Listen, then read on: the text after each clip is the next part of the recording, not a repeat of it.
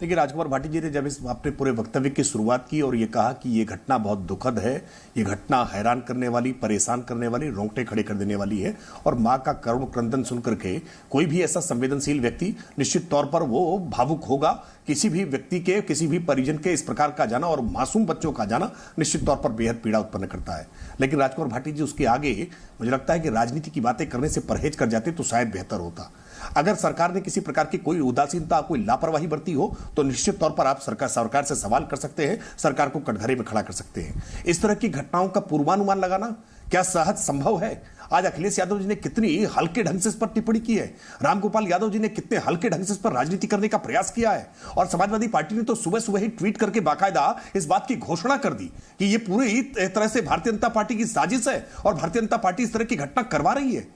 मुझे लगता है कि ऐसी घटनाओं पर जिस संवेदनशीलता का परिचय देना चाहिए था, वो संवेदनशीलता समाजवादी पार्टी के भीतर कहीं किसी रूप में दिखाई नहीं पड़ती है। और सच ये है कि अगर समाजवादी पार्टी की सरकार रही होती ना, तो अब तक इस अपराधी का संरक्षण किया जा रहा होता मजहब के आधार पर, और यही किया गया था। ट्रैक रिकॉर्ड बता रहा हूं, सचिन और गौरव की जब हत्या हुई थी मुजफ्फरनगर के कवाल गांव में ना, तो अगर अपराधियों पर कार्रवाई हुई होती तो निश्चित तौर पर मुजफ्फरनगर का दंगा ना हुआ होता, हजारों लोग बेघर ना हुए होते, सैकड़ों लोगों की जान ना गई होती, पूरा पश्चिमी उत्तर प्रदेश अस्त व्यस्त हुआ था आपके सत्ता में, क्योंकि आप अपराधियों को बचा रहे थे, दंगाइयों को संरक्षण दे रहे थे, हेलीकॉप्टर से उनको मुख्यमंत्री आवास बुला करके चाय नाश्ता करा रहे थे। जब सत्ता का संरक्षण अपराधियों को होता है तो समाज में स्वाभाविक आक्रोश फैलता है। लेकिन उत्तर प्रदेश में योगी आदित्यनाथ सरकार ने क्या किया? घटना की सूचना मिलते ही पुलिस ने त्वरित गति से कार्रवाई करना प्रारंभ किया। जिस अपराधी ने इस नृशंस हत्या को अंजाम दिया है, उस अपराधी को इहलोक से परलोक की यात्रा कराने का काम किया है। ऐसे क्रूर अपराधियों के साथ किसी प्रकार की कोई उदारता, कोई नरमी नहीं बरती जा सकती है, और बावजूद इसके आप इस पर राजनीति कर रहे हैं, आप सांप्रदायिक रंग देखने का प्रयास कर रहे हैं। ये बहुत दुर्भाग्यपूर्ण है। ये घिनौना खेल। राकेश जी, आपका भी देखिए, मैंने जिन बातों का जिक्र किया ना, राजकुमार भाटी जी के अपने आप को भले इस बात से परे करने का प्रयास करें कि ऐसी घटनाओं का पूर्वानुमान मैंने नहीं कहा है, लेकिन आज अखिलेश यादव जी की प्रेस कॉन्फ्रेंस सुनिए ना, क्या कहा है अखिलेश यादव जी ने। अखिलेश यादव जी साफ साफ कह रहे हैं कि क्या बच्चों की जान बचाई नहीं जा सकती थी? यह सरकार का फेल्योर है। आप सरकार के फेल्योर गिराने के लिए किस स्तर तक चले जाएंगे? सरकार का फेल्योर होता अगर सरकार ने एफआईआर लिखने में देर की होती, सरकार का फेल्योर होता अगर सरकार ने अपराधियों की धरपकड़ में किसी प्रकार की कोई उदारता बरती होती। हां, मैंने इसीलिए गिनाया ना आपकी सरकार में कैसे फेल्योर होता था। घटनाएं इस तरह की एक नहीं, सैकड़ों घटनाएं, और इसी कारण उत्तर प्रदेश में सांप्रदायिक दंगे होते थे। लेकिन आज सांप्रदायिक दंगों से उत्तर प्रदेश को मुक्त किया है, क्योंकि आज जनता को इस बात का विश्वास है कि अगर कहीं कोई आपराधिक घटना घटेगी तो अपराधियों के साथ कोई उदारता और नरमी का सलूक नहीं बरता जाएगा। यह योगी आदित्यनाथ सरकार ने कानून का इकबाल करके काम किया है। मैं फिर इस बात को मानता हूं, बच्चों की इस नृशंस हत्या बेहद दुखद है। बच्चों जिस परिवार ने अपने बच्चे खोए हैं ना, उस परिवार के दुख का कल्पना भी नहीं की जा सकती है। जिसने खोए होंगे वही इस बात का एहसास कर सकता है। लेकिन आज जिस तरह की बयानबाजियां की जाने लगी, आप इन जख्मों पर मरहम लगाने की बजाय नमक रगड़ने लगे। बेहतर होता कि आज केवल सांत्वना देते, बेहतर होता कि आप उनके दुख में उनके साथ खड़े होते, बेहतर होता कि आप ईश्वर से प्रार्थना करते कि उनको यह दुख सहने की शक्ति मिले, किसी प्रकार का कोई आर्थिक सहयोग कर सकते तो ज्यादा बेहतर होता। लेकिन सुबह सुबह ही आपने ट्वीट करके राजनीति का एक रंग देना प्रारंभ किया। अखिलेश यादव जी ने प्रेस कॉन्फ्रेंस करके और रामगोपाल यादव ने मीडिया में बयान जारी करके बीजेपी को जिम्मेदार ठहराने का प्रयास शुरू कर दिया। सांप्रदायिक रंग शुरू किया है आपने, इस पर शुरू किया, किस पर धार्मिक विवाद दिया जा रहा है। मेरी बहुत गहरी आपत्ति फिर है।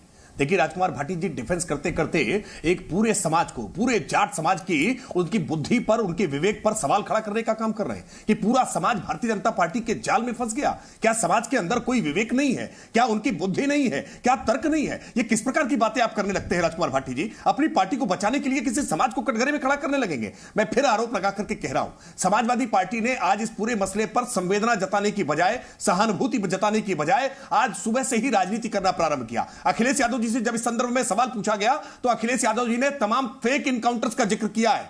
आप जब फेक इनकाउंटर्स का जिक्र कर रहे हैं तो कहीं ना कहीं आप इस मामले में भी इस एनकाउंटर पर सवाल उठाने का काम कर रहे हैं। ये आप हमेशा अपराधियों के पक्ष में क्यों खड़े हो जाते हैं? क्यों अपराधी का मजहब आपको दिखाई पड़ने लगता है? अपराधियों के पक्ष में वकालत करने के लिए उतर आते हैं, आपको तुरंत एनकाउंटर दिखाई पड़ने लगा, एनकाउंटर में मारे गए अपराधी के प्रति आपकी आंखों में आंसू आने लगे। लेकिन वो जो मासूम बच्चे जिनका गला रेत करके हत्या कर दी गई, रमजान के पाक महीने में इतना नापाक कृत्य हुआ है, इस पर आप बोल ना पाए।